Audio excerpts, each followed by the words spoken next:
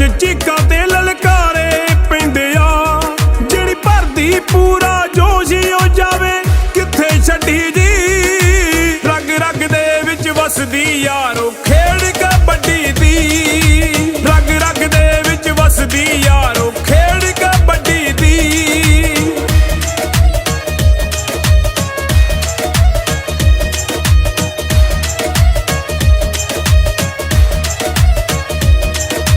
ਦੁੱਧ ਮੱਖਣਾ ਨਾਲ ਪਲੀ ਜਵਾਨੀ ਚੌੜੀਆਂ ਛਾਤੀਆਂ ਨੇ।